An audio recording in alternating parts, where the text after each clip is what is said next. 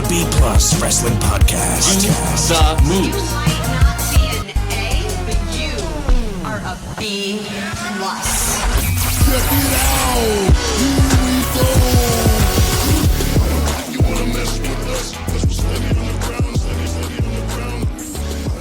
steady. All right, ladies, gents, and non-binary friends, welcome to another B Plus podcast. I'm your host, GregUnchained. Today is Friday. You know what that means. It's Aussie Grapps Day. It's our favorite day here at the B Plus podcast. Today we sit down to take a look at what's happening in the world of Australian professional wrestling. We also like to speak to an Aussie grappler or grappler adjacent person. This week, I'm talking to a grappler adjacent person. I'm talking to Mr. Ben Anderson. He's one of the guys behind the video production for PWA, OVOplay live streams, and also just like the promos and things that they do. So we get to talk to him about all that fun stuff. Now, normally I would do the little do-do-do-do-do thing and I'd go through some news for the week, but I'm going to be honest, I'm coming off a bit of a wrestling hangover. I was at the Colosseum weekend, of course. Now, I'm aware there's lots of like match announcements and things. Royce Chambers going to Riot City Wrestling.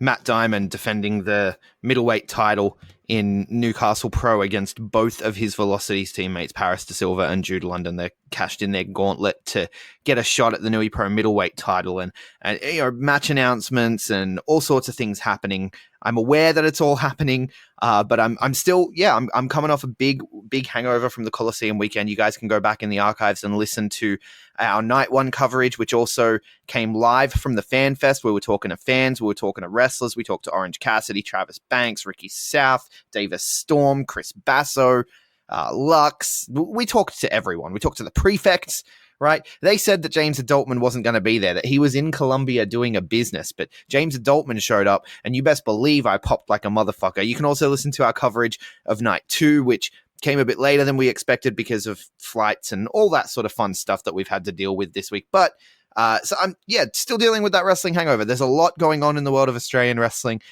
Get on to all your favorite promotions on Facebook to find out where they are this weekend. Get on to all your favorite promotions on Facebook to, you know, catch up with their promos and their match announcements and all that kind of thing. And I'll get back to my usual form next week, I promise you. But of course, the biggest story of the week, Matty fucking Wahlberg. He did it. The Matty Wahlberg era is here.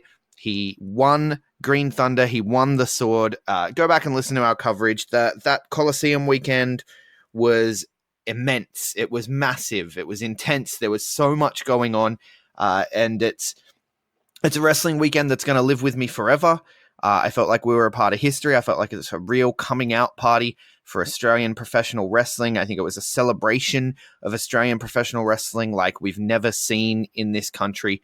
And, you know, I got emotional at the end of it. It was hard to come home. It was good to come home, but it was hard to leave Max Watts. I won't say it was hard to come home. It was hard to leave Max Watts. And I feel like it wasn't just me. There was a lot of people. Like I was one of the first people out the door because I had 2 hours to travel to where I was staying.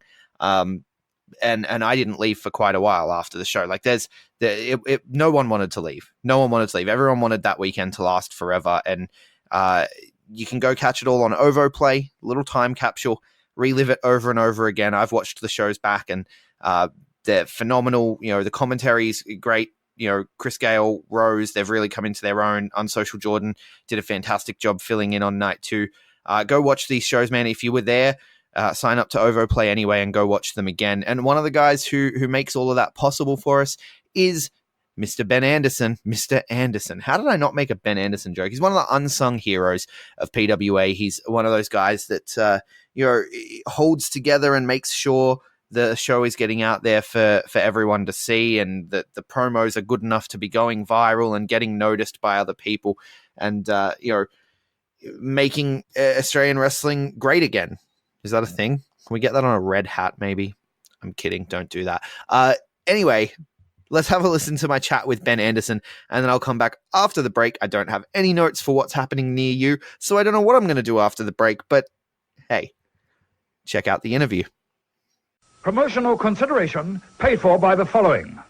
Hey guys, just a reminder, if you want to hear all of these wonderful B Plus podcast episodes completely ad-free, make sure you head over to Patreon or Podbean, where we are the featured podcast this week. You can subscribe for as little as $1 a month up to $10 a month, where anything you want to help us with, it really helps out. It's going to help us grow the site. It's going to help us redesign some things. And everything that we get through this and through the advertising as well is all going straight back into the podcast so that we can get Aussie Grapps out there for the rest of the world to hear about, for the rest of the world to see, so we can grow this mission of watch global, support local, and build indie wrestling.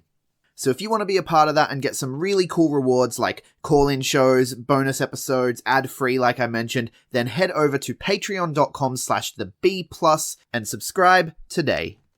Hey everyone, just want to take a second to tell you about one of our new sponsors, OUTBREAK NUTRITION. OUTBREAK NUTRITION are creating supplements for survival, sharper minds, quicker reflexes, all the energy you need to take your performance to the next level, whether that be on the field, in the gym, on the gaming field. That's right, they have specifically designed gaming supplements as well to help you focus on those late night sessions. They even sell coffee, you guys, at OUTBREAK NUTRITION. You can get coffee pods, you can get coffee beans, you can get supplements for the bedroom as well if you want to enhance your performance there. These are performance enhancing supplements for every aspect of your life, specifically designed by gamers, for gamers, to stay fit and healthy in the gym, to stay sharp and focused on the game, and to dominate in all areas of life. So check out OUTBREAKNutrition.com, and for being a listener of our podcast, they will give you 10% off your order when you enter the code B+. That is BPLUS at checkout. So make sure, if you want to stay on top of your game, if you want to take your performance to the next level, OUTBREAKNutrition.com, enter the code B+ at checkout. All right, my guest at this time, joining me all the way from Sydney by the magic of the internet, provided our dodgy Australian internet holds up. It's not just mine that's dodgy this time around. Ben Anderson, the PWA video guy. How the hell are you, man? Oh, I'm so good. Thank you. Thank you for having me. It's so nice to be here. I'm doing well. I'm having a big post Colosseum coma at the moment. Yeah, I can imagine. You looked very, very busy when I saw you over the weekend. Oh, yeah, you caught me during the fan day, hey? Yes, I did, yeah. Oh, my God, I was running around doing 100 things at once then. Yeah, I think it was like right before the Conco and the Fudge live podcast that I saw you, and I was like, hey, it's Ben. And you were like, oh, man, I have no idea. Everything's crazy right now. You were all over the place. Oh, I'm sorry. I wanted to chat for longer, but I was neck deep in concrete and the Fudge and filming that and trying to get that working. Yeah, no, it's fine. Because I saw you and Video Boy Jax both running around like crazy all day. The glue that's holding the place together. Oh, thank you. Yeah, well, we do try. Jax is definitely a stickier glue than I, but he does well. Something that I want to talk to you about. Like, I'm sure you are, but I need to ask: are you aware that you look exactly like Weird Al Yankovic? Yes. Yeah. That's so funny. Yeah. Is it an intentional thing? No. I guess I had much longer hair when I was younger, and then I cut it to this length, and because it's so curly, it's just naturally formed that shape. And I recently got hair product that kind of keeps it down because it's quite frizzy. And then I had someone call me that about 3 years ago. I had a filmmaker guy call me that. He called me Weird Al Yankovic, which I thought was quite funny because I was like 18 at the time. And ever since then, I get it a fair bit. I mean, I had Rory. Rory didn't refer to me as Ben the entire Colosseum weekend. Rory Gulak, sorry. He referred to me as Weird, and he'd walk up to me and go Weird, and then high five me. I've had Mike Quackenbush yell it down a table at Grilled offering me zucchini chips. He's like, "Weird Al, do you want some chips?" And I'm like, Christ, all right. It was good. Oh man, that must be amazing though, right? Like Mike Quackenbush offering you chips, but I mean, he's referring to you as Weird Al. But I'm sure that Mike Quackenbush would be a Weird Al fan. Oh, 100%. He seems like the kind of guy. Yeah. Oh, for sure. Yeah, for sure. Are you a Weird Al fan? I am. I only the hits. I got to say, I'm not deep into the Weird Al. I should be though. I was about year 6. I was a peak Weird Al fan. It's weird how things kind of come together like this, I guess. How you end up looking like someone that you were a fan of when you were 6. Yeah, yeah. Yeah. I got told over the weekend that I looked like Bray Wyatt The and dreads. also Jonathan Davies from Korn, and I think it's just that they're the only two white people that this guy knew with dreads. Yeah, I was going to go the Corn reference as well. Yeah, that's so Yeah. funny. Yeah. When I first got them done, I had them like they were starting to look a bit thicker, and I was like, no, I want them. I want them thinner than that. I don't want to look like Jonathan Davies. Like that was my reference point as well. I was like, I want them thinner than Jonathan Davies. But anyway, let's get to the people are going to be like, what are all these references? Let's get to the wrestling, right? We're here to talk wrestling. So I assume you've been a wrestling fan since well before you got involved with the local scene. Absolutely, would I be right?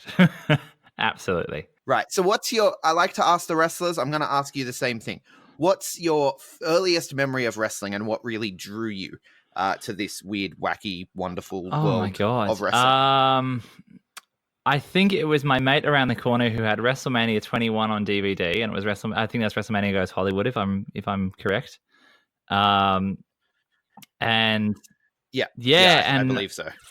I don't know. I was a big Jackie Chan fan when I was a kid, and just that really heightened action cinema sort of thing was my whole jam.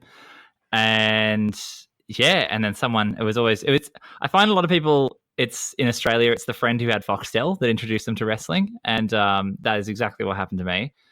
And yeah, I mean, it just blew me away. I saw Rob Van Dam. That's just Jackie Chan in tights, isn't it? It's just the same thing.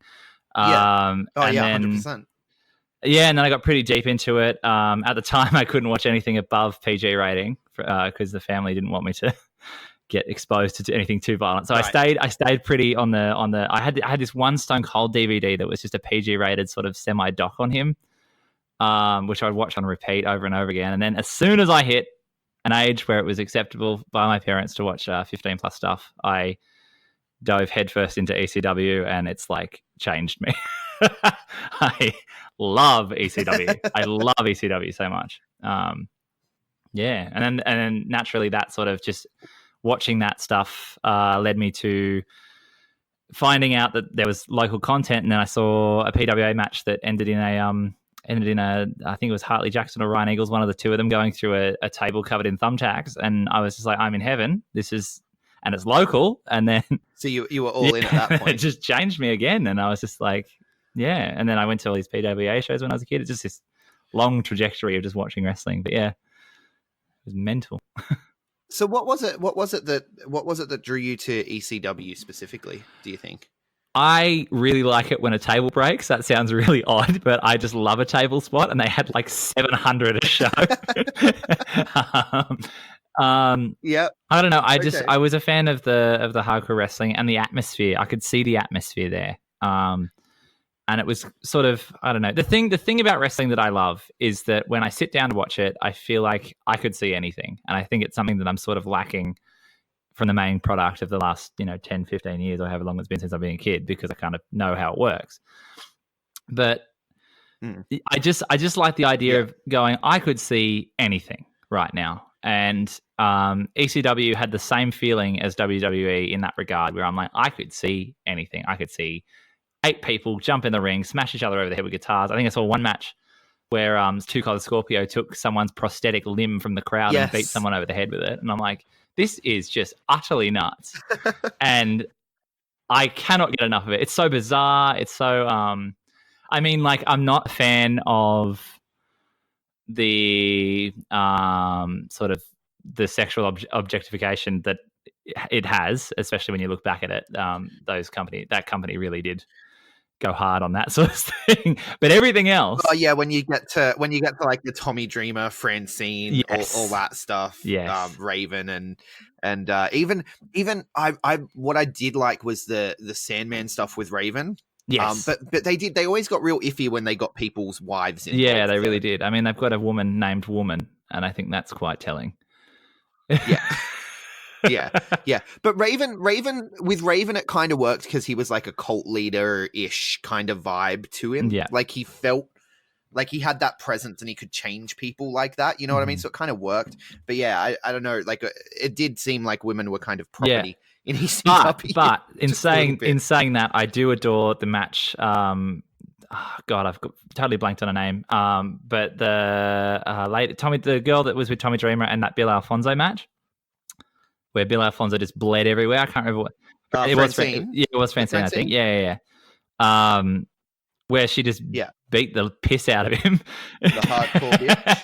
I'm like, that was really cool because that, Yeah. you know, like they weren't afraid to do intergender stuff, and that's why I love PWA as well. Is they're not afraid to do that, and I think that's the right direction, opposed to pretending that two people can't fight each other because of their gender. I think that's just a bit silly in this crazy world that we live in. Yeah, well, especially in like a wrestling context, it's I mean, the whole idea is this is a sports show, right? Even though we know it's actually a show about a sports show, you know, when you're watching it, the action in the ring, that's two competitors who have signed a contract to compete in this match, and so everything that happens in there is consensual violence. So where's the problem? I don't understand where the problem lay. 100%, and it's sort of I think it's just sort of a knee-jerk reaction to something that is slightly topical when you see it in the ring. But I think what needs to change that is the fact that more of it, you know, more of this idea of intergender wrestling, because it's all it is a knee-jerk reaction, I think, to being like, that can't happen because society tells me that that's really bad, you know, but it's a different world. Wrestling, it's a different plane of existence. We're not, you know, this isn't real life. It lives in that space between real life and fiction. That's also why I love it, but it's not real. It is in an interesting space. It's weird though. I was watching back Colosseum with a non-wrestling fan, and she was very excited with the Shazza McKenzie, you know, in the number one contendership match. Yes, and Shazza doing her whole spots, and she's hitting the Rana and stuff, and she was very excited. But then when Marcus Cool just cold clocked her, she was like, "Oh, that ain't right."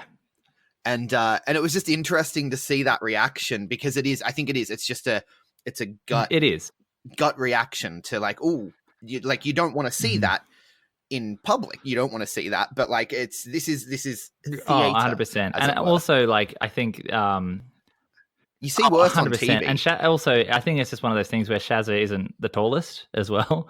But like, if you cold clock Steph, for example, I feel like the reaction would be slightly different. But Shazza is as strong as anyone there, and she's going to prove that as well. I'm sure. You know, she's she's got UGG coming up, and I think that match will make some people very uncomfortable. Oh yeah, but it's a match that needs to happen. And I cannot wait. I have no idea what's going to happen, but it's going to be mental. Yeah, well, huge Shazza McKenzie fan here. She's my personal favorite Australian professional wrestler. You'll appreciate this because you just said you were at a show way back when with Ryan Eagles and Hartley Jackson, right? So you're talking about the era of PWA where I was still local to Sydney and I was going to shows. But when Shazza McKenzie was the leader of the Pink Nation. Yes. Yeah, I feel you. Did you witness those years? She was just a bad bitch, and I that's when I became the biggest Shazza McKenzie fan ever. Yeah, no, she's probably one of our absolute best. She's just so dynamic in what she can do as well. You know, I wouldn't be surprised if she lifted UGG. You know what I mean? Like I can. She's one of the people in our company where, like I said, I can watch one of her matches and go, I have no idea what I'm about to see. I could see anything. You know what I mean? I really love her work. Yeah, absolutely. So how did you become affiliated with PWA and New South Wales wrestling in general? Like how did you make that transition from, okay, I'm a fan of wrestling and then I'm a fan of local wrestling after seeing Ryan Eagles, which, you know, how can you not be after seeing Ryan Eagles? He was fantastic. You know, how do you transition from that fan space into getting involved with the scene? Well, I went to a film school in Moore Park, funnily enough, right next to Max Watts now, the Australian Film, Television and Radio School. And we had a documentary that we had to do for ABC. It was for ABC Arts. And I sort of just thought about wrestling again. And I'm like, that thing that I kind of, I really love, it is an art form. And pitched it to them in such a way, and they liked it. They liked the idea enough for me to go make it. They didn't end up taking it, but that would have been probably 2-3 years ago now. This documentary came around where I went and filmed with PWA. I asked a few of the local feds, and I got sort of just wondering where PWA were since I'd last watched them, because I watched them probably from 2010 to 2012. And then I grew up in inverted commas, and then ended up sort of just not knowing about what they were doing, not hearing anything from them. And then, basically I was like, where are they? And it was the show before the Osprey show, the first one, at Rudy Hill RSL. We went and filmed this documentary, and I just sort of just fell in love with these people all over again. But in a different way, because I was behind the curtain. And I don't know. Well, I guess also from filmmaking and working with some, working in a certain way, I've learned to be incredibly professional in the way I conduct myself. So I've never really fanboyed since I've started being affiliated with them. But basically, I just did this doco, and then I was careful, and I was sort of having my moments like, oh my God, it's Robbie Eagles. My best friend used to pretend to be Robbie Eagles on the trampoline, and I used to pretend to be Matt Diamond, but we're going to get past this. I'm going to be okay. Matt Diamond knows that I've got his first ever signed 8x10 as well in my bedside drawer somewhere. I sent him a photo of it. It's so bizarre. Nice. Yeah, but I did this documentary, and there was I wasn't sure about something in it, so I ended up messaging Big Fudge on his personal account. No, not his personal account, his character account, and just had to clarify some stuff with him before releasing this documentary. And then at the end of the message said, if you ever need any promos done, because I was just sort of like, I don't know, I just been hit with this adrenaline rush of just passion, I'm like, wow, I need to help, in whatever way I can. And I know film, and I just want to help, and I want to do what I can. I said, if you ever need help with a promo, let me know. And he's like, actually, I've got this Rumble coming up for Newcastle Pro Wrestling, where I want to do a promo to win an award, because I think they had this award that would go around at the time for whoever did the best promo for the New Pro Rumble. And he asked me to do it, and so then we did the Ricky South Big Fudge date promo. That was the first thing going on a date, and so that was the first thing we ever did. Yeah. We filmed it in a restaurant out near my way, and got kicked out because we were in there for ages. And I didn't realize the lady that was running the thing had been there since 6 a.m. and I only said we'd be there for a few hours, but it turned to 5. It was just mental.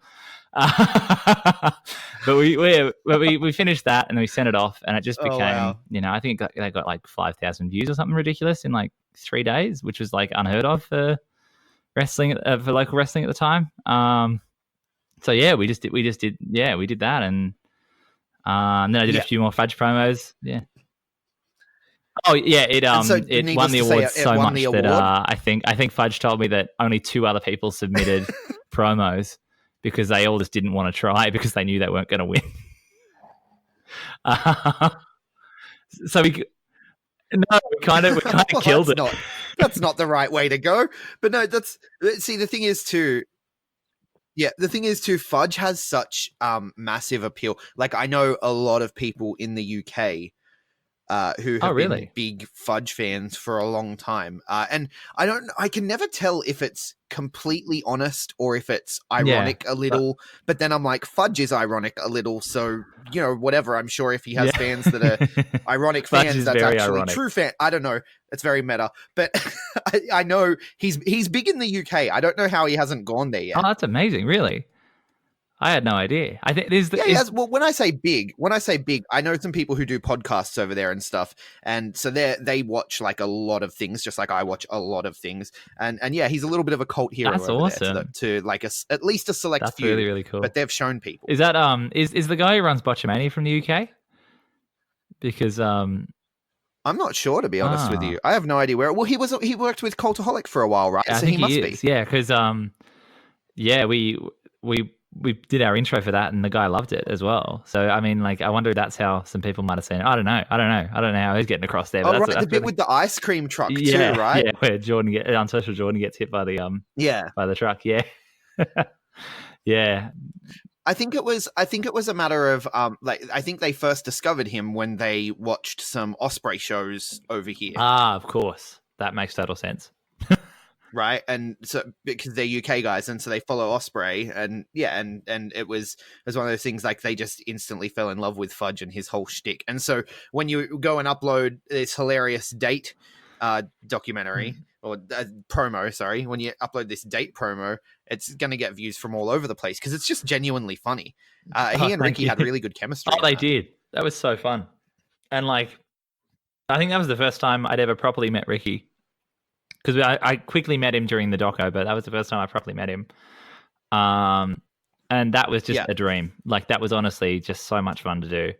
And then, you know, I've always got time for a Fudge promo, no matter how busy I get. And that's why I think I've done the most promos with Fudge. We've done crazy things. We've gone to Canberra. We spent a night in Canberra just to film him outside of Parliament House and got, like, you know, hounded by the AFP. Well, we've, you know, destroyed things for So you actually got approached by the AFP? We did, because we're meant to get we were meant to get filming permits. I do understand that, and we sort of ran out of time to get them.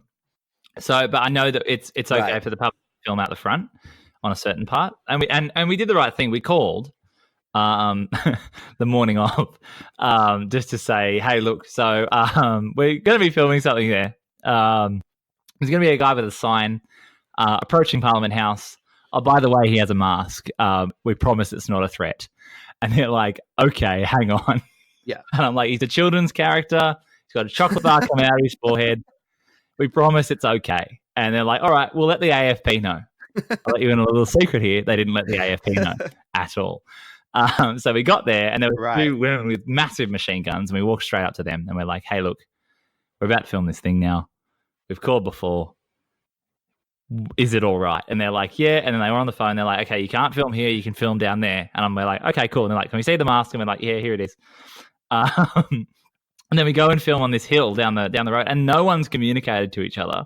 So we had cars stop constantly while we're filming, because he's holding up a sign in front of the, you know, dude with a mask holding up a sign. Yeah. In front of the nation's capital. In front of Parliament. Yeah. And in front of Parliament House. And, oh, sorry, I got my phone ringing now. Give it a second. I'll let that ring out. Yeah. Can you hear that? Yeah, I can. Yeah, it's fine. Oh, we'll wait for it. We'll wait for it to finish. These things happen. Who has a home phone these days? Gosh, who are you? I know. I know. I mean, I live in the past. You know, we're only just on ADSL. Okay, we're good. Yeah. So yeah, the AFP sort of in the roaming cars obviously hadn't heard what was going on. So they've been driving around the block and seen us, and then popped out, and they're like, what are you guys doing? And we told them, and then we're like, it got to the point where it became routine, explaining what we were doing. Like, yes, we've called before. Oh, and they're like, oh, yeah, no worries, no worries. And then they turn around and walk away. But like for that first 5 seconds when they walk up with a semi-holstered pistol, it's kind of like, yeah, all right, this is going to be fun. So, yeah, that's you got to be careful with that kind of thing. We do got to be careful, because he was making political statements, right? Because that was when he was doing the vote for Fudge for sanitation. Yeah, it was. Yeah, it was. And so, you know, it was kind of scary. Yeah, no, 100%. This, you know, and we're same thing at the protest as well, because we took a wrong turn and accidentally saw this giant protest and managed to find a Greens MP in the protest. Just being to say to their face that he's going to dump all the garbage in the ocean. Like we're lucky, you know, we were quite lucky that no one really didn't take any offense to what we're doing. Yeah, well, I mean, you let everyone know before you rolled, right? He's a satirical character. Like, this isn't sometimes actually what he believes. Sometimes, not all. No, you let him know after, right? So you can get the real reaction. Yeah, the real reaction is what you're there for. I mean, yeah, and that was a crazy like little protest. And there was like this time, because I think some people knew who we were, but half the protest didn't. So I think I'm pretty sure I put the shot in where it's panning across from the van to Fudge, and you just hear one person go, "Is he one of ours?" It's like, no, he's not. He absolutely is not. Is he one of ours? Yeah, no, it was so good. Every fudge promo is a dream to do, and I have so much fun doing them. So maybe one day we'll end up in prison. I'm not sure yet. I have to ask you about the body swap. Oh yes, that was great fun. I didn't know that I was doing that until about 10 minutes before we did it. I was at the gym for something else. Right. No, that was great fun. That was so much fun. That was such a fun promo to do. Maddie and Fudge are absolutely incredible to work with. I was going to say that. I imagine Maddie would be a good one to work with as well. Oh, he's incredible. Like that doco was just some of my best work because of Maddie. Just because he's just you move around him and he makes the movie for you essentially. It's incredible. But that body swap promo was so much fun, and just I don't know. The thing I love about wrestling versus doing like proper short film shoots is that wrestling is so improvisation. I don't know how to say that. It's improvisational. Surrounded by improvisational. It's totally in the moment, and so that goes to like not only the performance itself, but the fact that you make up a promo the night of. You know what I mean? As long as I've got my camera and my lights and my sound, we make something, and we don't often arrive knowing what it's going to be. And that was one of those nights where we just sort of had fun, made this thing that was just so funny. Like I'm telling Maddie to just drive his car into a bin for me, because I think it would be funny. But yeah, sure. Yeah. and it was funny. Yeah. They're those sorts of things are so much fun. And then just, sitting down, editing them, putting them all together, knowing exactly what I want to make out of it is usually a good thing as well with those guys. And they give you references. When you're parodying something, it's so easy because you know exactly what you got to do. And I don't know, just all those little things. It's so much fun. The thing that I notice about them, obviously their performances, right? Because the way they managed to get each other's mannerisms down was just ridiculous. They were each other. It was insane. It was shoot. I'm not like Mick Moretti does no magic, and that was shoot. He does no magic. So it was a straight up shoot. So that's why it was so good. That's why it was so good. What I want to say is the editing obviously is fantastic because you don't notice it.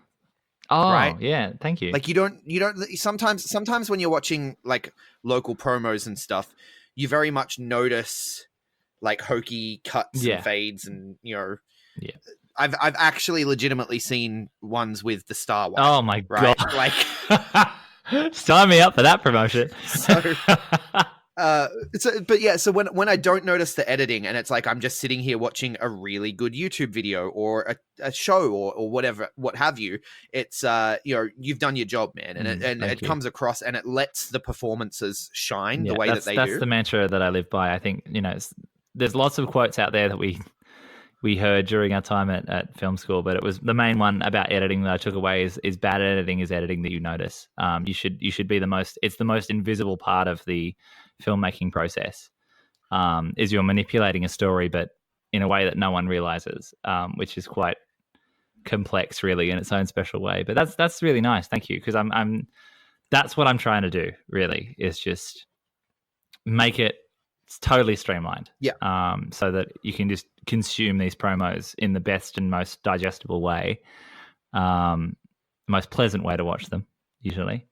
And the other I don't know how many people know. I don't know how public Jax Jordan's made it, but his editing is also incredible. I think he does all the hype packages, all of those sort of like the Liger trailer and all that sort of stuff. That's what Jax does. Right. So the promos are you, and the sort of the recap, hype up, music video-y stuff is Jax. Is that Jax, right? Yeah, mostly. Jax is starting to do quite a few of his own promos now. And he completely did the Colosseum documentary on his own. He wanted to give a documentary a crack, and I am like so jealous of how good he is. Like, he gave that a crack. That was his first attempt at it. Yeah, he's hot on your heels, man, because that was a fantastic fucking doco. Yeah, it was amazing. And I mean, you know, he's completely self-taught, which is just disturbing at how good he is. I cannot sing enough praise for Jax Jordan, and that's what he's doing now. He's retired to do this completely. So he did most of the promos for Colosseum. He did as well. He filmed those, like the Sam Osborne one. I held a light in that one. I wasn't right. But he did. Yeah, most of the stuff is Jordan.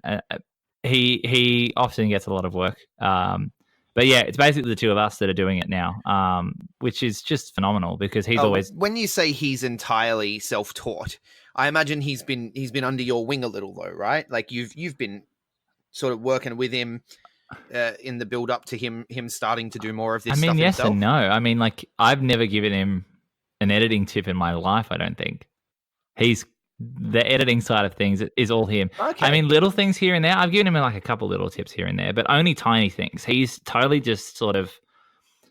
I think he's a kind of a bit of a deep end guy where he likes to just sort of dive in. He's like, let's do this, let's fucking do this. He's always like that. Right.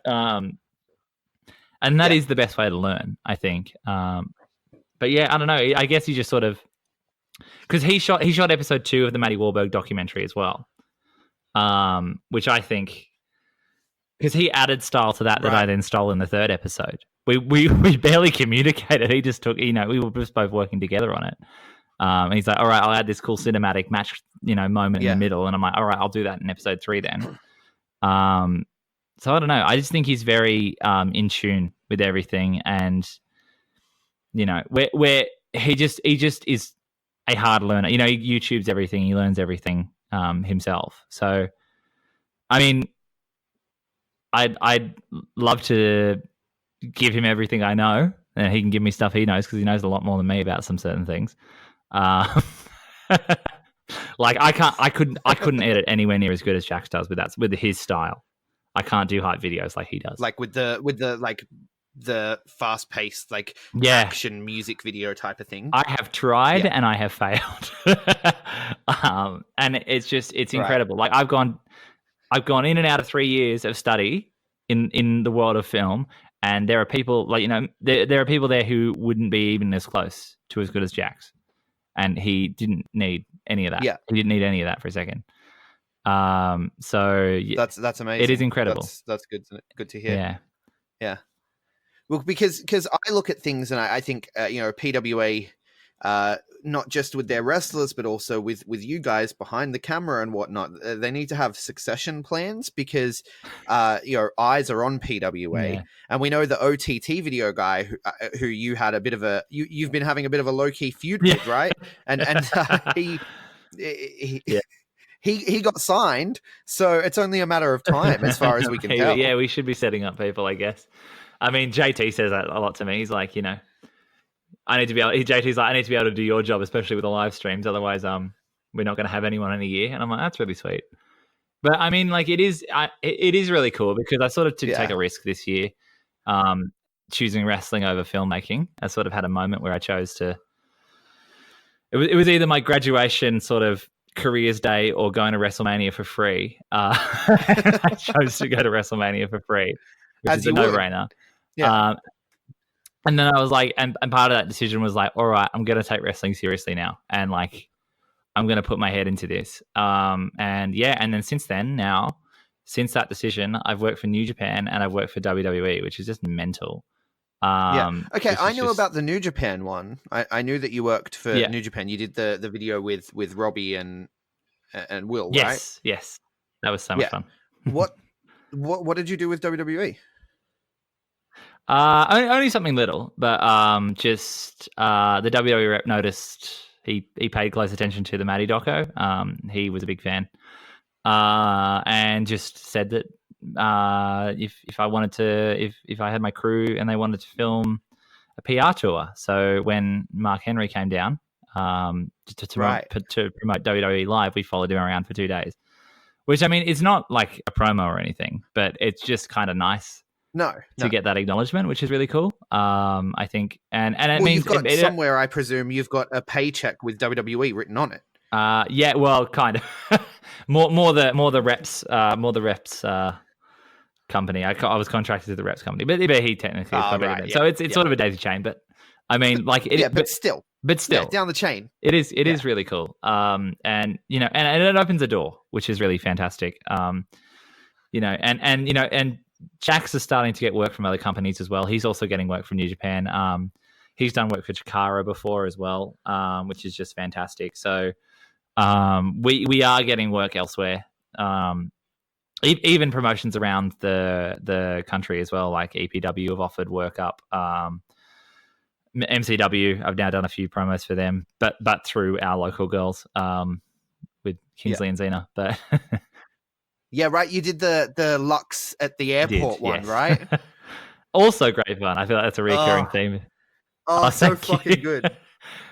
That was really good. That was really good fun.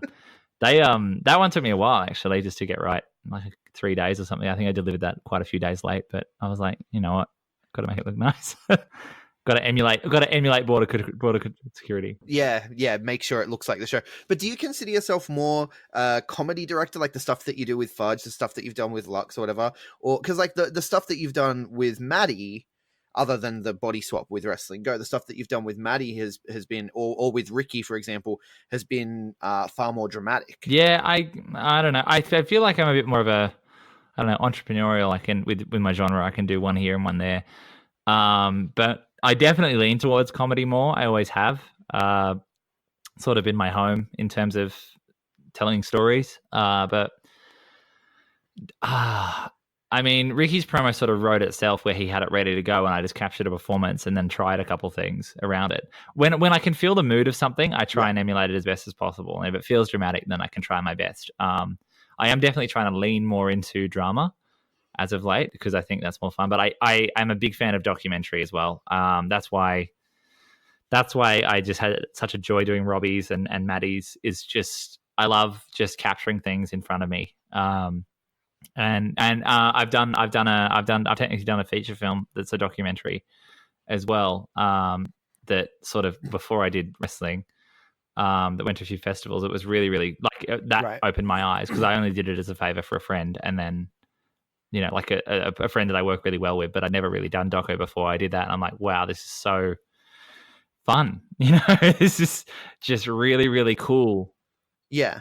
Well, I'm a big fan of the documentary style. And so to see more of the documentary style seeping into wrestling, because I'm a big fan of wrestling, you know, it makes me really happy. Like even, who are some of your influences? Oh, in film with what you do, or in God, I don't know. Yeah.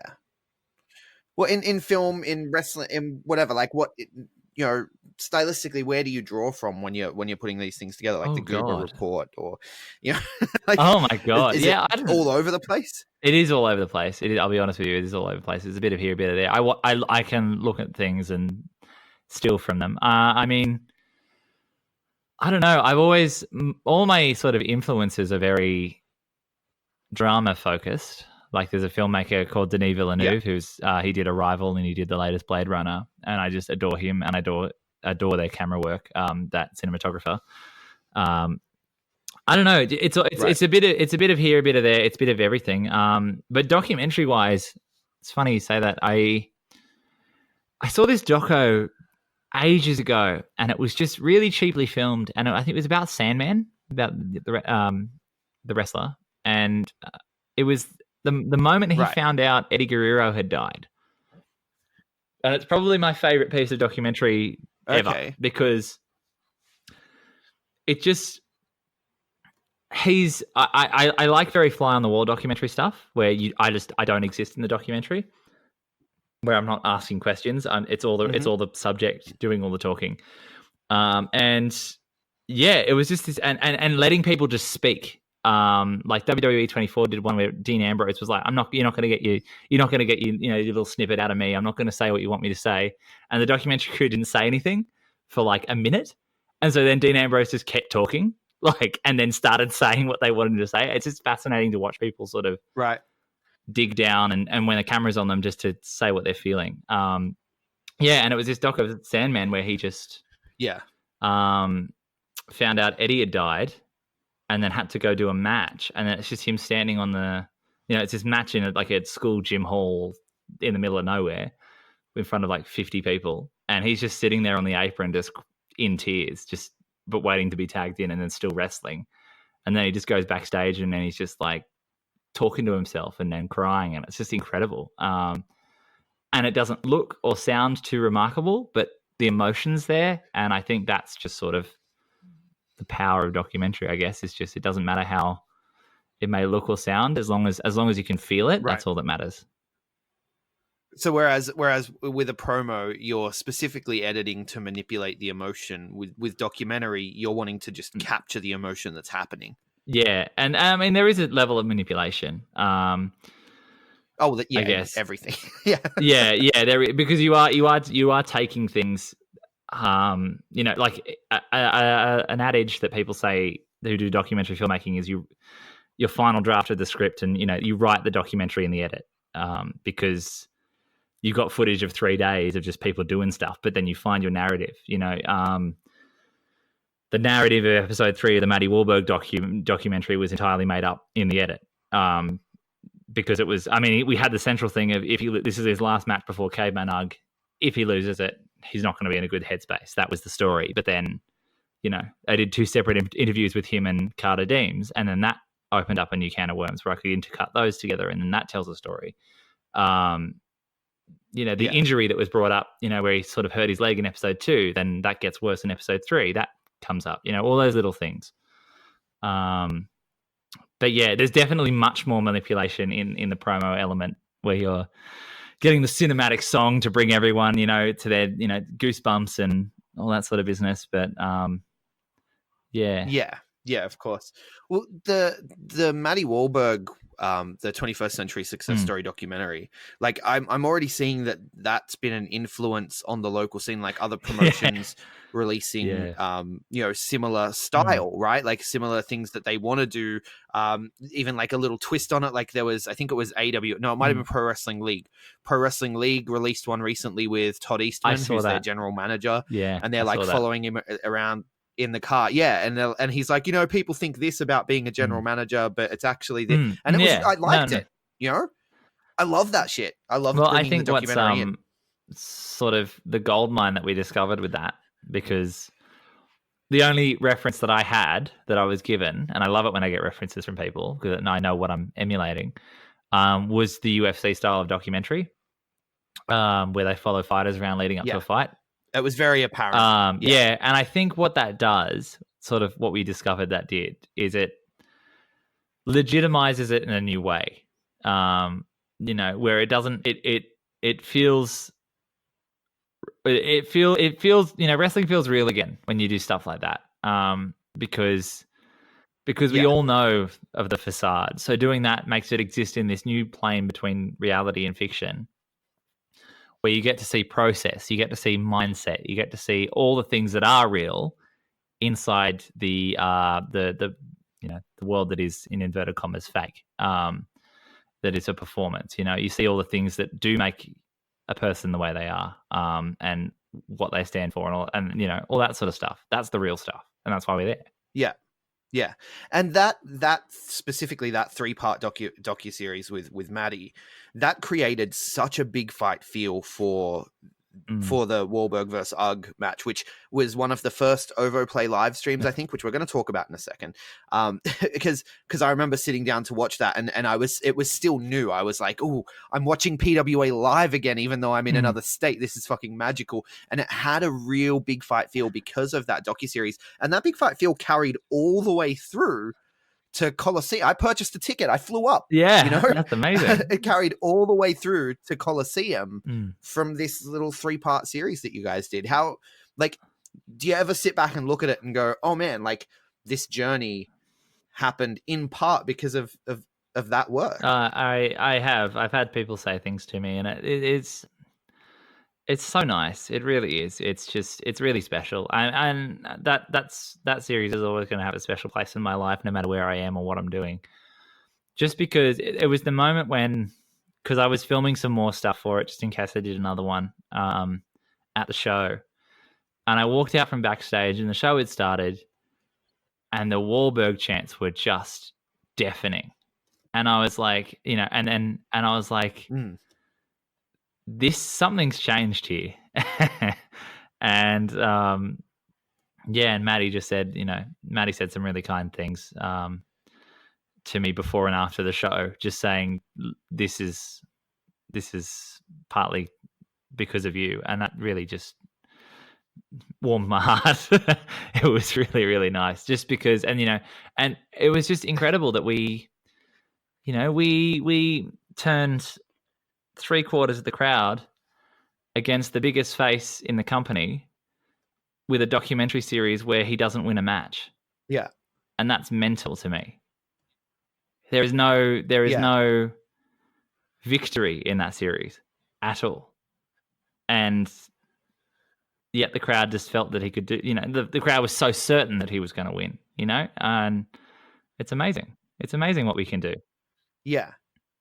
And it took Maddie from this, like the journey he went on throughout it. It took him from being just the arrogant, cocky, prick athlete to there was a real human under there. When he was interacting with Robbie, and being like, I need to put that on, man, because if I don't, like the whole, like there was a real human in there that people clearly connected to.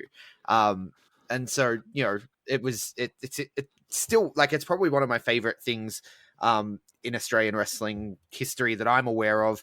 Although Jax is close with that documentary, man, because I really enjoyed that. The one before Colosseum, about the 4 PWA. He's on my tail. He's on your tail. He wants it. He wants it bad. I know, and he deserves it too. He does deserve it so much. Yeah, but yeah, no, I see what you're saying there, and it's I don't know. It's just really filmmaking and storytelling is empathy, and you hate what you don't empathize with, and you love what you do empathize with in some way, shape, or form. And heels that are 2-dimensional are so easy to hate, but as soon as you make one that is in that third dimension, and it is a person that you understand in some way, they become far more interesting, whether you agree with them or not.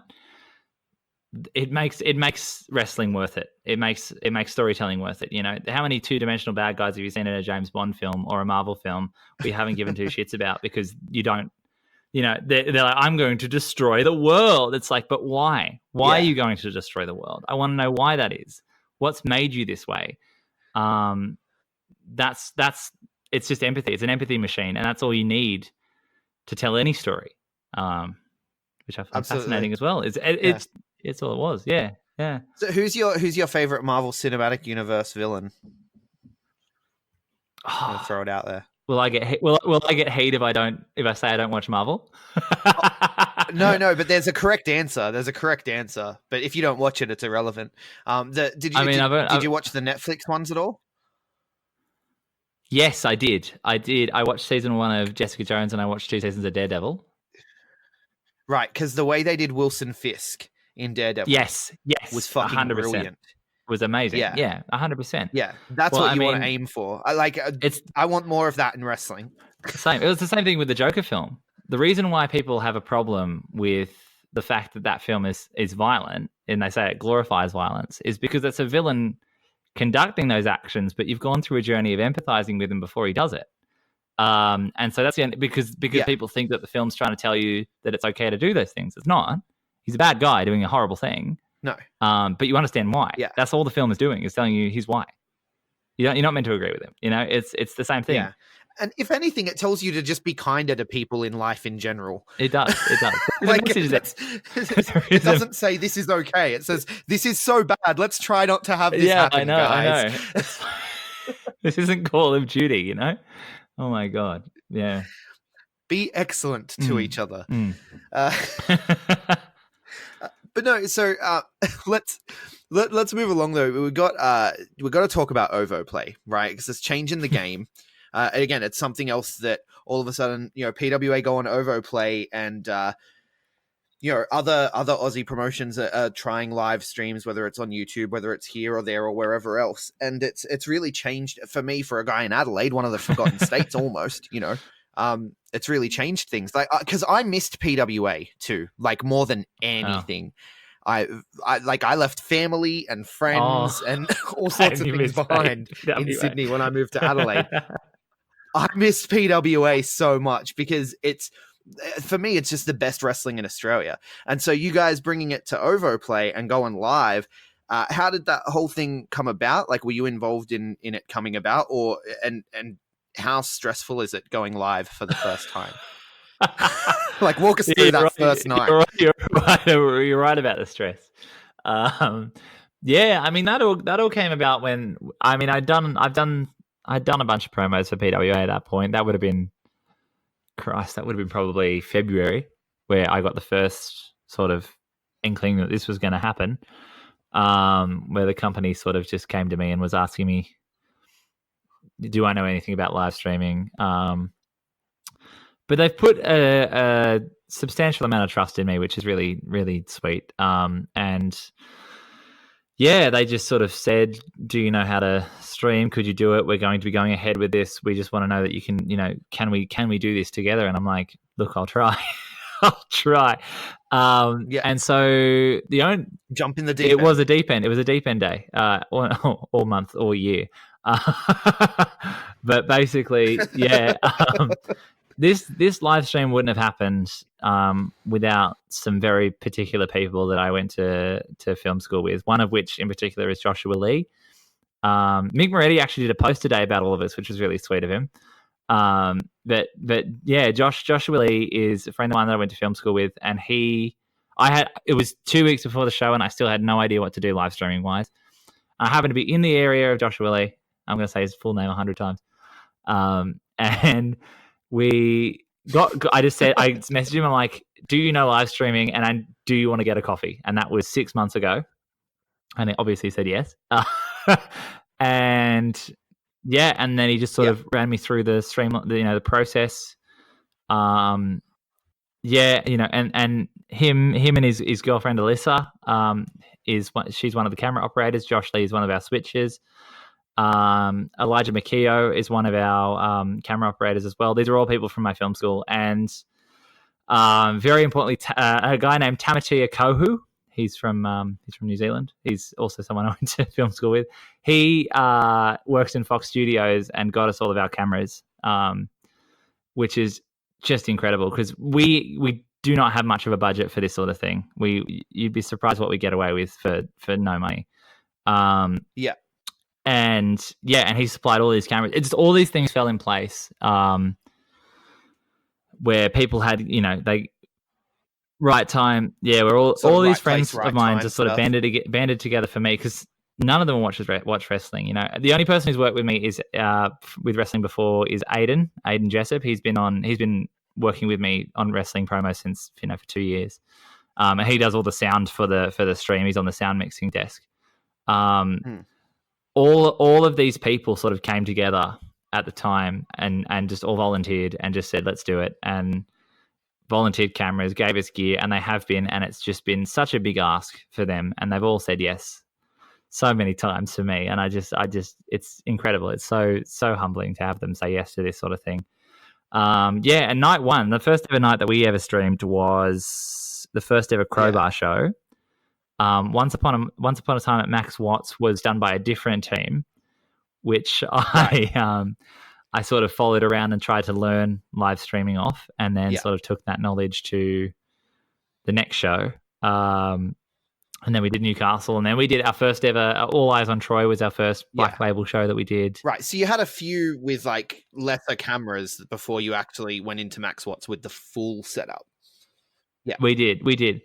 And it was good to do a Green Label show before we did the big one, just in case anything went wrong. And we had cameras disconnect. We've had cameras not matching color. All these things are still that happen. It's a bumpy road, and we are all learning together. And but it's really hard, and it is very stressful. It was a very stressful time. that was one of my big questions. But the thing. One of my big questions was whether the people who you work with are people who watch wrestling as well, because I think it's one of the main criticisms that's popped up online And hopefully, having heard you talk about it, people can understand. Like, you guys are still learning and figuring this out as you go on the fly. Obviously, they haven't hired a professional. Like, obviously, you're a professional, but they haven't. We're learning this. This is a new skill, right? But it is because some of the camera cuts and things like that, some people online have taken exception to and stuff. And it's one of those things where it's just like, look, it's still better than most of Kevin Dunn's shots. So yeah. Yeah, no, that's something it's been good because we've used this 6 months to really take on a lot of feedback and try and switch the style a bit. Like we definitely started our first few months, we were definitely cutting 6 times more than we should have. And our lenses were much closer than they should have been, much too tight. They weren't wide enough to show the full action and those sorts of things, because we're coming from a drama documentary background, so that's how we're filming it. We're not filming it like wrestling. I'll say this too, watching Colosseum back, I felt like the sound mix it became perfect at Colosseum. I felt like it finally felt right. Yeah, because I don't know, this might be a bit technical and boring. We bought these really cheap headsets for the commentary, and we went through so much trouble to get them because we were saving money. And they are the worst thing in the world. It's to the point where we have them boosted to 100% and they're still too quiet. So we have to drop everything else to sort of compensate for that. So we bought new ones for Colosseum.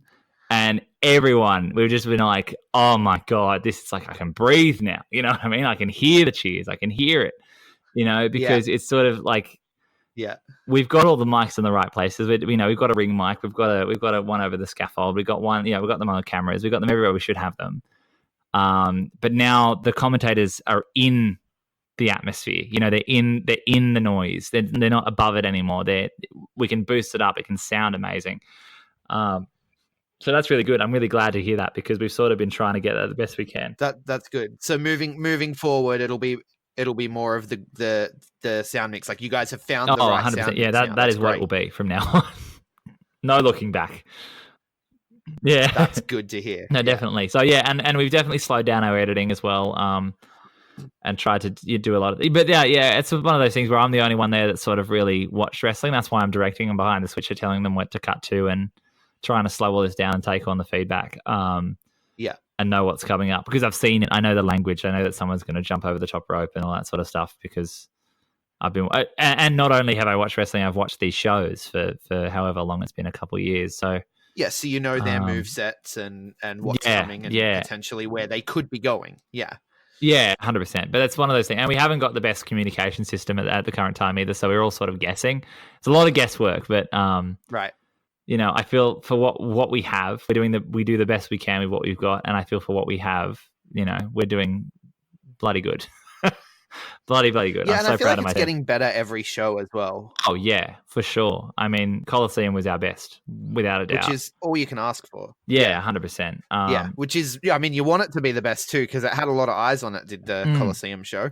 Yeah, it is. Yeah, 100%. We had. Yeah, I'd be interested to hear the numbers that we got for that because I'm not too sure what we got yet online. I didn't pay attention to the socials too much because I was at the event. Yeah. But like I fired off a few tweets or whatever. But did it trend? Because I remember Break Their Backs and Make Them Rumble trended Australia-wide. It did. I don't know. Did Colosseum? I didn't actually check that. I don't know. See, I'd hope so. I mean, it was 2 days in the one spot. I feel like we should have. Yeah. But yeah, that was. I feel like the Rumble trended though partly because of James Adultman. Like everyone lost their ever loving mind over James Adultman on Twitter. Oh my god! Explaining that to my camera crew was maybe my favorite thing in the world. So here's what's going to happen. That was even amazing. With that kind of thing. How much do you know ahead of time, or are you sort of sent out there with the idea, capture what happens, like just let it unfold before you? I'd say it's probably 80% as it happens, and 20% the important stuff. But most match coverage, unless we know anything specific, we don't. We just film it as it happens. And I think that's sort of, I don't know if knowing everything would be detrimental, because I think it would, there's that element of with the camera work of just not knowing what's happening. And I feel like that's part of the chaos of pro wrestling. Part of getting that chaos across. Yeah. Yeah, I know. And there was some stuff, you know, that happened at Colosseum that I was just blown away by camera wise. Like there was this one shot, pretty sure it was night 2, where Tamatia, one of our camera operators, framed up on Orange Cassidy's orange juice, put it in the foreground while Orange Cassidy was in the background, and Orange Cassidy stood up and turned and looked at the orange juice and walked towards it. And I'm standing there at the switch desk like, oh my God, he's going towards it. Oh my God, don't change the shot. He's actually going up to the juice. And he picked it up and drank from it. And that, like, you know, we got this perfect. I know, and I had no idea that was happening at all. It was just an absolute fluke, but it was incredible, you know? That's so good. Yeah, but we're only... Because I saw you guys, I was on the stage. You were, I that's had right. Stage seats. Yes. And it was interesting because I would occasionally look away from the action, just look over and see. And it's really chaotic watching you guys do what you're doing. And JT as well. You mentioned JT saying that he should learn how to do what you do, just in case, because in a year you're not going to be there. How JT could do more than what he already does? Oh, impossible. I don't know, because I was watching him. He was sitting there at the timekeeper's desk, like just commands constantly. Like while the action's happening, you know, ring crew are having to make sure that they're holding this bit or doing that thing or putting the stairs back. Like it was incredible.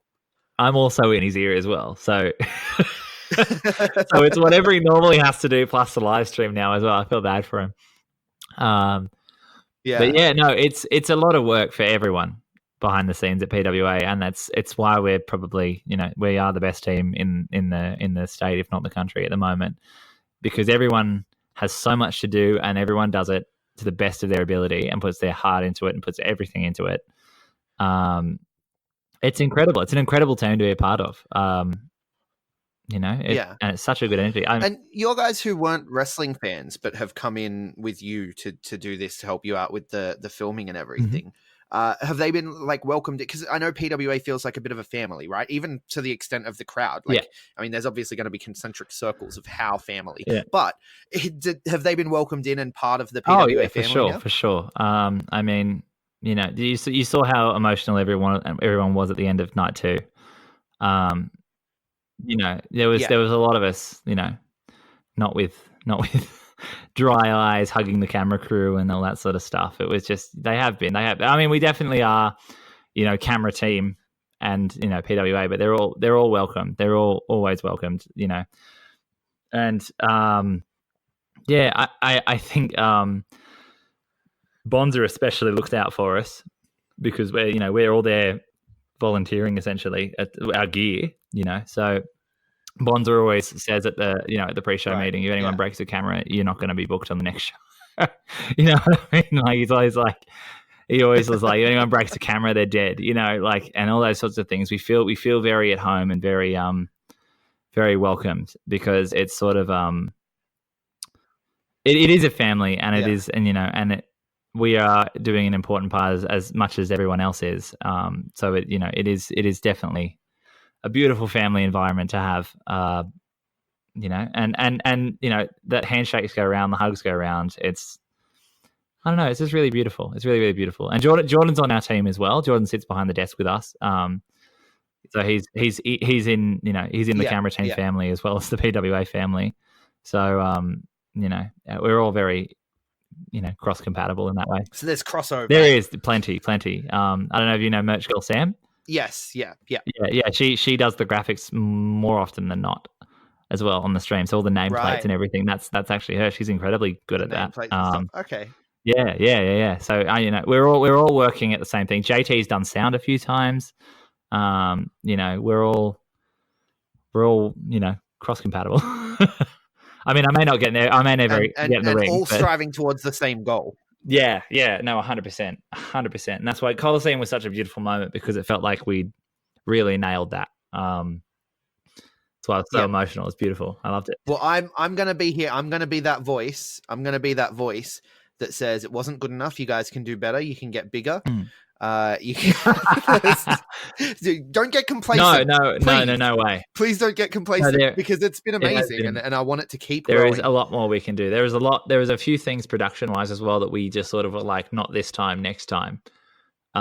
So I think, there's so much more room to grow. I mean, one day we might even have replays. Who knows? Like that's a whole another technical tackle thing to tackle. So a whole other box to open. Yeah, it is. I got to ask, who got the Bonza chocks for the break their backs and make them rumble stream going down? What happened there? Oh, when it went down during the rumble. Okay, look. There was a few minutes there. It was a lot of minutes actually. No, we were very. No, we honestly, we don't know what happened. Even OVO doesn't know. Right. Because we have our streaming output device, and that told us that we were live for so long. It took Andrew Rose on commentary to hold up his phone and wave at us, saying we're off. Twitter, we're off. Like, look, I'm reading tweets and we're off. And I'm looking at the box and I'm like, it says we're on, and it said we're on for like 4 minutes. Nothing happened, and then it just suddenly went, "You're off now." And like well after we'd actually gone down. So we just had to restart this thing and we're fine again. But, and OVO were like, we've got no idea. We've got no idea. Nothing lost power. We were all, it was bizarre. It was honestly a freak thing that that's crazy. So thank the gods that Rose is a modern man and is interacting with the fans on Twitter as part of the stream, which I'm a big fan of that. And so it's like it's a good thing that he is, because otherwise you guys might not have even known, and we could have missed the whole thing. No, we wouldn't have. As soon as he showed us that tweet, you should have seen how many headless chickens were running around backstage. Because we've also got to keep it rolling, and we've got to keep it moving, like stream wise, because we've got devices that are recording it in this event. So we've got to we can't just not drop the ball. We can't drop the ball. But also we've got a call over. He was such a pro when it came back as well, because he handled catching everyone up on what had happened. So somehow he managed to still watch the show, let you guys know what was going on. You guys running around like crazy trying to get it back, let him know when it comes back. And then he apologizes and lets everyone know who came in that we missed and what big spots we missed. Yeah. What a fucking pro that gem. Dude was in that moment. He's an absolute gem, that guy. I love him to bits. Yeah. And do you have a question about the badminton as well? I imagine that's the next question. Do you remember that? The badminton was the next question. Yeah. Yes. Well, that was a real odd one. All that happened. OVO's just got their wires crossed, and they put for their live broadcast, they put our channel. They put badminton on our channel. So I like to hope somewhere in the world that badminton was wrestling for like 10 minutes. Because that's what it sounded like it happened. And there's badminton fans just being like, and I think the first entrance was Silvio in that group. So it was particularly sparky and glamorous. So it was a great way to sort of click onto the wrong channel. But I remember opening my phone just to check, because I sort of, while I'm running everything, I get my phone out, jump on over, just make sure we're all good. And I'm like, we're some sort of tennis right now. I might give him a text. And then I got on the radio and I'm like, JT, get over here, on Twitter. We got something to fix. And I'll tell you what, it cut back to the show. It cut back to the show just as the badminton match was really heating up too. And so those two Aussies that were the team that were representing Australia, they were doing pretty well. They need to get booked. It's got to happen. It's got to happen. I mean, I've already pitched a show starting with badminton before a match. I think that's only a logical progression. Should have had badminton at the Fan Fest. Oh, 100%. That would have been such a good nod. Actually, what a missed opportunity. with the OVOplay crew. With the well, I think we should get camera merch and have badminton bats on the back of them. That'd be great fun. Come play badminton with OVO. That's so funny. I love that. But yeah, no, you guys are doing a fantastic job, man, and I'm a big fan. And obviously, there's more to learn and there's more to grow and more to do. But so don't rest with the fact that you're the best pro wrestling production in Australia. Absolutely not. I want you to be the best pro wrestling production in the world. We have our sights on that. As soon as we're better than OTT, that's when we have a good night's sleep, I reckon. Well, I mean, look, I think you're there, to be honest. I think it's on par. Oh, thank you. Really? OTT aren't live streaming. Oh, really? That's exciting. I didn't even know that. No, that's right, of course. They're promos. They're promos, obviously. They set a benchmark for promos that I feel like you guys have matched. But if you look at them overall as a promotion, PWA are way ahead of the game, man. You guys are leading shit. Oh, thank you. Kicking down doors. I love it. Oh, no, I appreciate that. That's really exciting, then. That's good. That's good because, we pour our hearts and souls and our life hours into this stuff, and it's just good. It makes it all worth it when the fans engage and when they when we can do stuff like where we can give PWA live to other people around all around the world and around the state and around the country. Just that's why we do it. Is just so that we can say, hey, here's our product, here's how much we believe in it, and we're so happy that people can have the opportunity to tune in. Like I remember listening. It was the first Max Watts show we did, and I think you guys did a review of it the night of All Eyes on Troy, and I remember listening to that driving home because you guys released it straight away, and I'm like, that was my goal. We watched the show, and I messaged my co-host. It was just like, hey man, do you want to just do it now instead of doing it tomorrow? Like, because I'm really hyped up. That show was amazing. Let's try to get it recorded and quickly edited and released before the ring's packed down and everyone's driving home. Let's try to do it. And it was like a little goal I set for myself that night. No, you did. That was really good because it's just sort of like that was the benchmark at the time to try and be good for. Try and be at our best at that time for the Max Watts show. And to drive home hearing that was really, really lovely. And just to be like, we made fans happy. We actually did well here. It is really because just so much happens and so many little things go wrong on these shows. Some of which don't get translated to stream. Some of them do. Things falling apart backstage, gear wise. A monitor cuts out, a camera cuts out. Those sorts of things because some small power. I think we had at the Hot Dogs and Handshakes show, we had a fan lean on the extension cable that was powering 3 of our cameras and our sound desk, and it came out. And so right before we came back from an ad, we just lost everything. I've never moved that fast in my life. I was like crawling under the ring, following an extension cable, trying to figure out. It was sparking and everything. They had no idea that they'd done it as well. They'd sort of leaned up against the wall and it had half come out. But those sorts of things. It's just good to hear when, naturally as perfectionists in film and creating things, when that's all you focus on is all the things that went wrong. But then to come out of it and hear everyone go, that was great. That was really nice. I really enjoyed that. It just means the world. Look, I know we're going a bit longer than I'd initially pitched to you that we'd go, but I've got 2 more things that I want to ask you. Not a problem. The first one I want to ask you, when it comes to, obviously you're a fan as well, and so you're paying attention to what's happening and who's up and coming and all that sort of stuff. Who are you looking at, from the directorial position of doing promos and things like you've done with Maddie, like you've done with Fudge, like you've done with Ricky? Who are you looking at going, I can't wait to do something real creative with that person?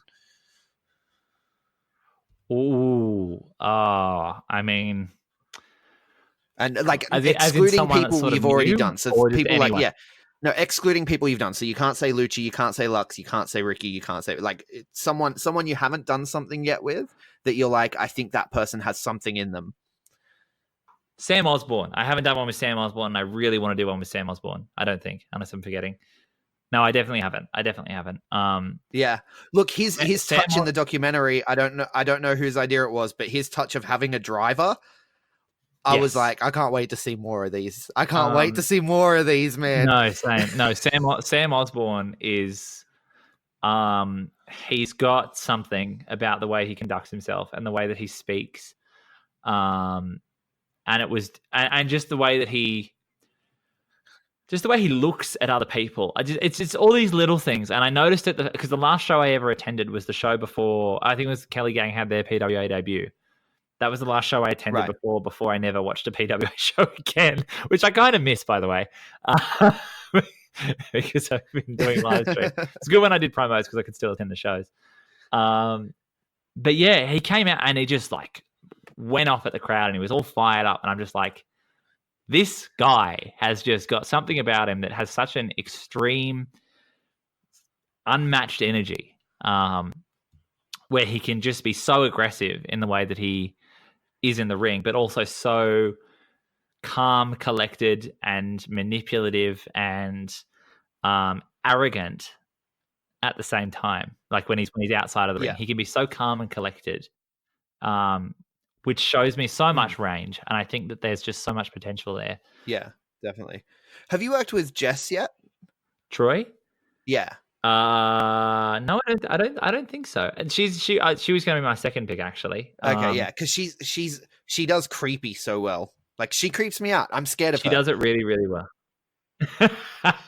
Oh, she does it really, really well. And I think she's really starting to, absolutely smash the promo game, which is why I'd be really keen to work with her as well. Just because she's got such a, I don't know. She reminds me of an animal, and I can't quite think of which one it is.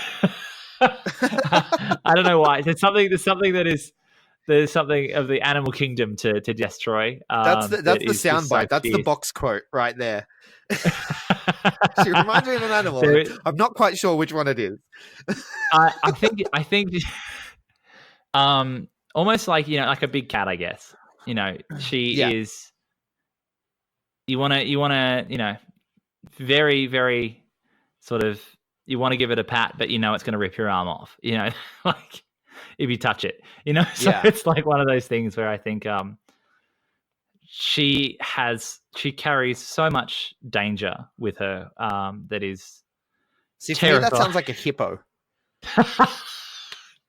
Yeah, I think it'd be that'd be a dangerous thing to call someone a hippo, but no, I'm not saying she looks like a hippo. I'm saying in terms of the deceptive, the deceptive nature, the deceptive quality of the creature, because because she comes out with the balloons and she pulls the hair and all the 100%. Stuff that she does, and then she will kill you. She will kill you. Like she will straight up murder you. She will. I know, and that's what's terrifying is she enjoys it.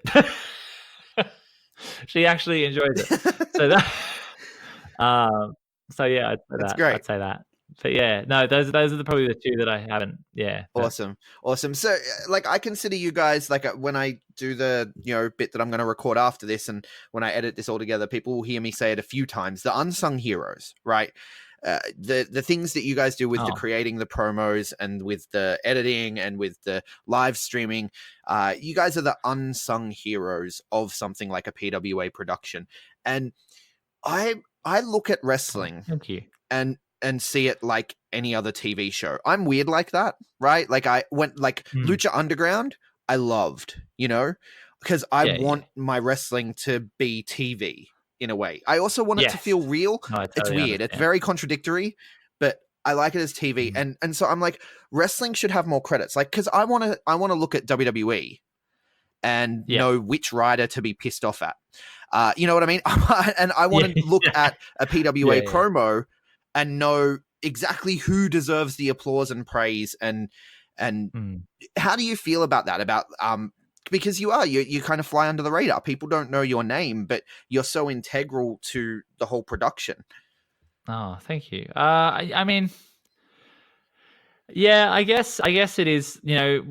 Where I really feel like people need to know who we are. I do put the name out there, like the Matty Doco and like the live streams when I can, and like New Japan as well.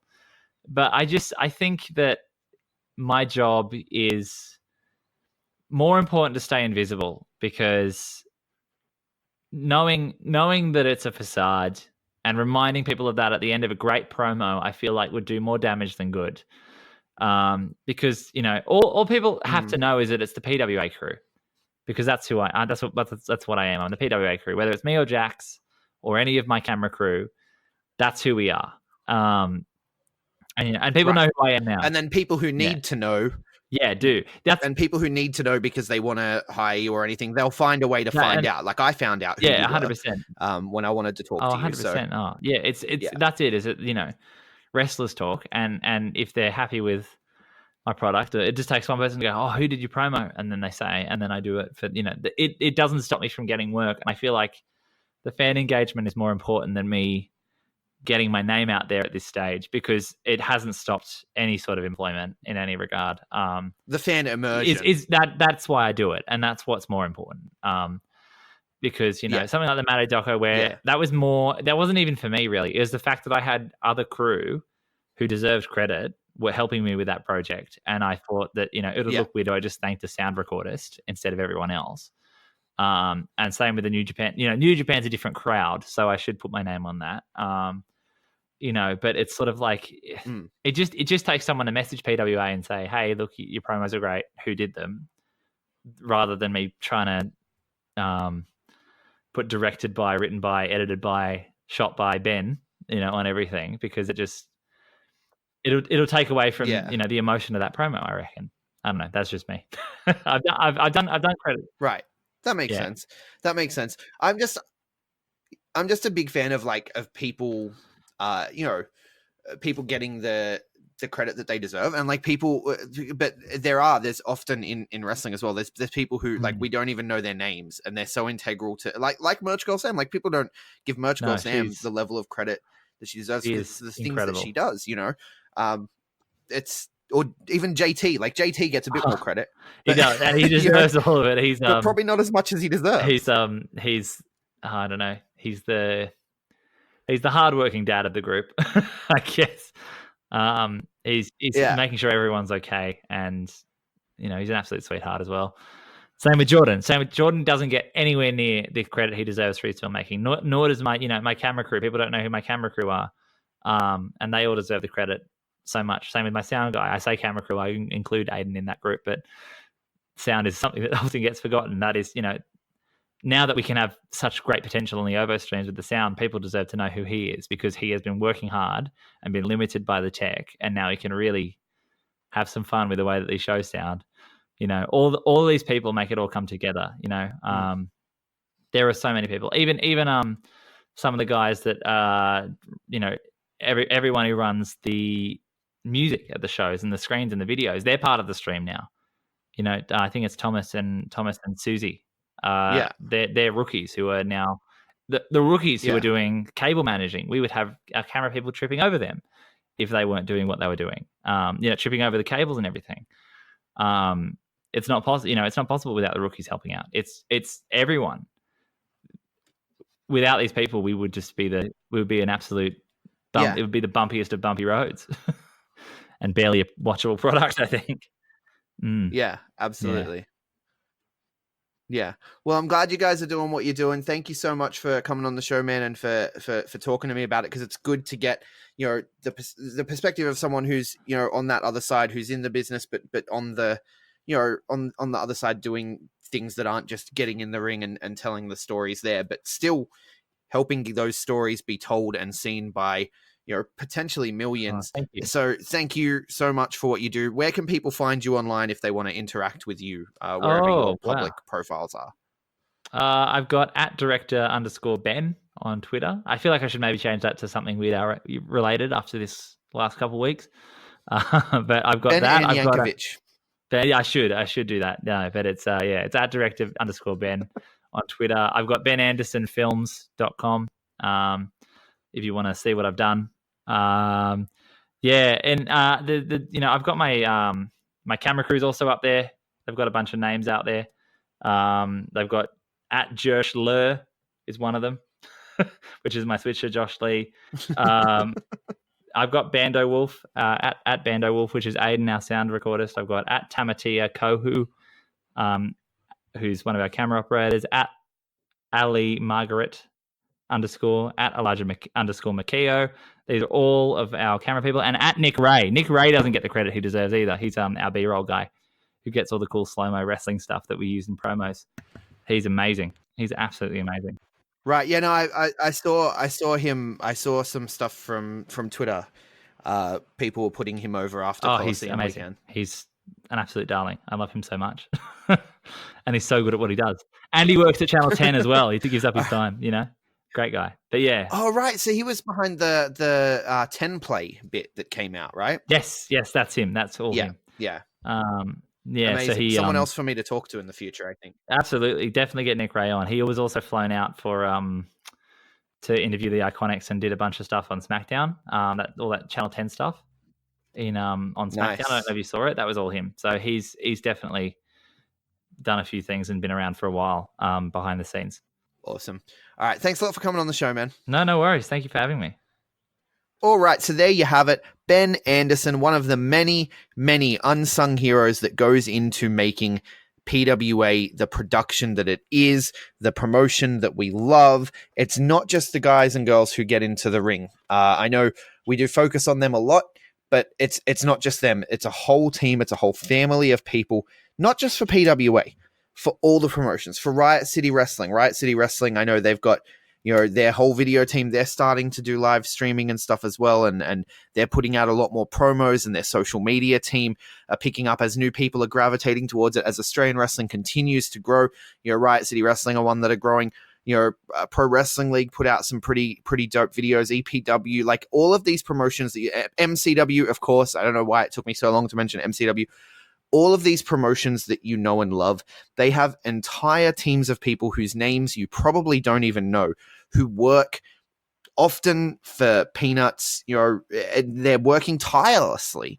They're volunteering in a lot of situations to make sure that you get a smooth, flawless production. Todd Eastman of Wrestle Radio Australia told me that the running of a wrestling show is a lot like a duck swimming. On the surface, everything looks smooth. You come to the show, you sit there for 3 hours and you stare at that ring and you watch what's happening. And on the surface, everything looks smooth. But underwater, those feet are kicking. And it's hectic and it's crazy trying to stay above water. And Ben's one of the guys for PWA. But there's a whole bunch of people across the country whose names we don't know, who are working, every day, often while working other jobs, working, 9-to-5s and all that stuff, just like we do in our real lives, to make Australian wrestling the best wrestling in the world, which I truly believe it is. And, hats off to them. Hats off to each and every one of them. We may not know your names, but we appreciate the things that you do to make sure that we as fans get to see top-notch productions when we go out to our local Grapps. And if you want to go out to local Grapps this weekend, I don't have anything for you, unfortunately. I know there are shows happening. I know NHPW have a show over in Perth. I know that because Mysterious is working it, and he can't record the flagship at the time I wanted to record the flagship, but that's a discussion for off mic. Anyway, there's shows happening. There are shows happening all across the country. ACW have Eminence this weekend. Richie Taylor challenging against Adam Brooks for the ACW heavyweight title. Got a whole bunch of matches announced for that. So head to the Facebook pages for your local promotions to check out what's happening near you. Because I don't have any notes, because I've been recovering from the wrestling hangover, catching up with my family and all that sort of stuff. And I kind of needed to rush this episode out because I have my daughter's transition day for going from kindergarten to reception tomorrow. So I kind of have to get this done. So I didn't have the time to do all the research. I do apologize, but next week I'll be back to form. If you like this Aussie Grappler interview and other Aussie Grappler interviews, please check out On the Turnbuckle. Please check out Wrestle Radio Australia. Please check out Conco and the Fudge. The Show with No Name. I'm starting to lose track of how many Aussie wrestling podcasts there are. I listen to all of them, but definitely check out the other Aussie Grappler podcasts as well. And if you want to follow me on social media and tell me how awful this specific outro was, feel free to do it. I am at GregUnchained on Twitter and Stationhead. I am at the GregUnchained on Instagram. We collectively are the B Plus Wrestle on Twitter, because wrestling wouldn't fit the B Plus Wrestling everywhere else. Like, share, subscribe, 5-star review if you like what we do. And thank you so much for listening.